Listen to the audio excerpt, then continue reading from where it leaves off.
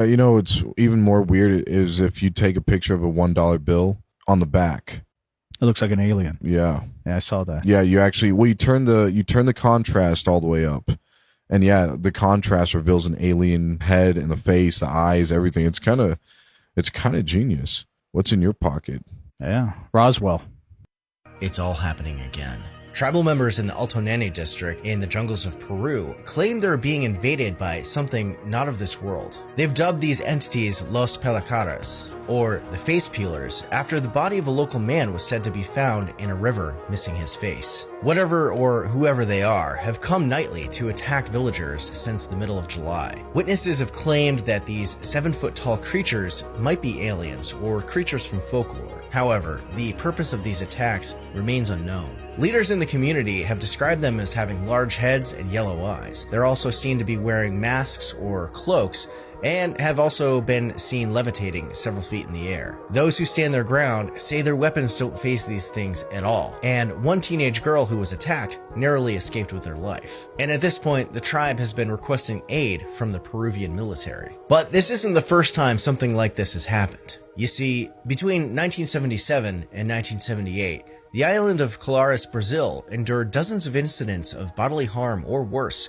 to locals in the wake of a massive UFO flap that was all documented by the Brazilian military. And although there may be an explanation for this, it's made many people think that the paranormal chick here, as we're all reeling from the bombshell that came out of Mexico regarding their UFO congressional hearing, and more importantly, the evidence that they provided, which were the alien bodies, another video has been leaked, purported to be coming from Mexico. Unfortunately, I don't know the exact time that this event was recorded, but I have the footage. Now, ultimately, it's up to you to decide, is this a true and real alien body that somebody found, or is this some sort of hoax and something set up? Take a look at this footage and tell me what you think.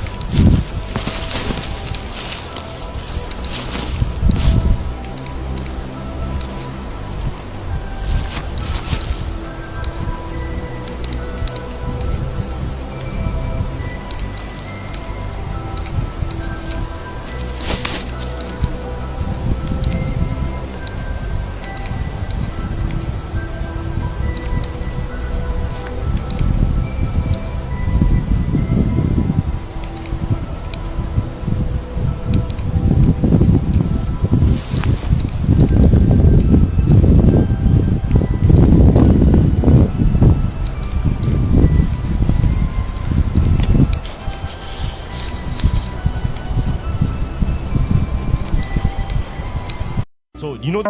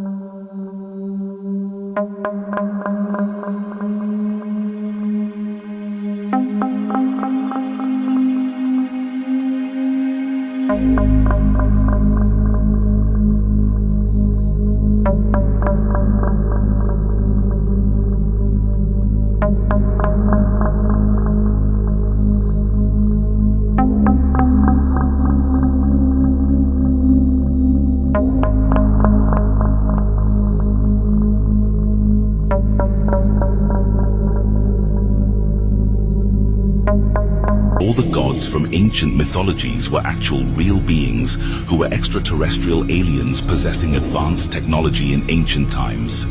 These beings would assume the roles of gods to humanity and masqueraded as our creators on Earth.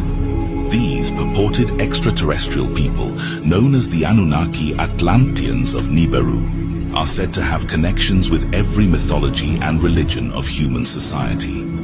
These include all Greek, Norse, Egyptian mythologies, and many more within our ancient history.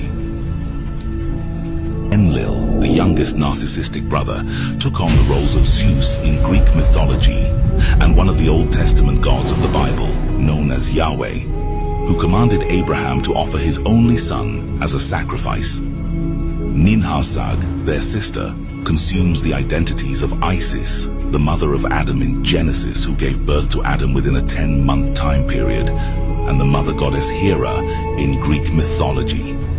Enki, their older, wise and compassionate brother, was Poseidon in Greek mythology and also the serpent in the Garden of Eden, as he divulged the truth to Eve regarding their creation. There exist numerous cultural variations regarding the names of these Anunnaki visitors in various mythologies, but for the sake of simplicity, we will focus on Greek, Norse, and Egyptian mythologies alongside the biblical texts. Imagine, if you will, there's something they're not telling us that is so gnarly that they don't think people can handle it. Say these aliens, wherever they're from, made us, that we're a genetic experiment, that they created our religions, our religious figures, that we are an agricultural product, that somehow they harvest us, that our time is limited, that once the experiment's over, poof, we go away. I remember when there was a push back to have an intelligent design universe in the schools, and I wrote a column about it, just said, hey, be careful what you wish for, because you might find out that the intelligent designer isn't God that you're thinking of. It might be some alien science project or something like that. You can imagine a lot of different things that would be really disturbing to people to come out. Zecharia Sitchin, he wrote all these books about this culture from another planet called the Anunnaki. See that thing that he's holding up in front of him? That is a piece of Sumerian art. Yeah. See the star, the sun with all the planets? That is our solar system. It's not just our solar system, that is all the planets in all the right sizes. This was 6,000 years ago. It also depicted this orbit, this elliptical orbit of this planet called Nibiru. This is where the Anunnaki came from. They came down here, they studied some lower hominids, they introduced their DNA into these lower hominids and made human beings. The description of Anunnaki, what it means is those from heaven to earth came. There's these also depictions of these enormous people with these little monkey people sitting in their lap. And this was what he believed was describing the Anunnaki's genetic alterations of monkeys. Not only that, they had the caduceus, the caduceus, the symbol for medicine. It's also the double helix of DNA, and that's what he believes it represented. He believes that that caduceus symbol represents DNA. But it also looks like a guy was just like trying to decorate with two snakes. Totally. Doing the tango. But why does it represent medicine? And why does it still represent medicine today? To an alleged attack on a group of Peruvian villagers in the Amazon by a group of ETs. Yes, extraterrestrial beings. This is all over the Peruvian news over the past few days.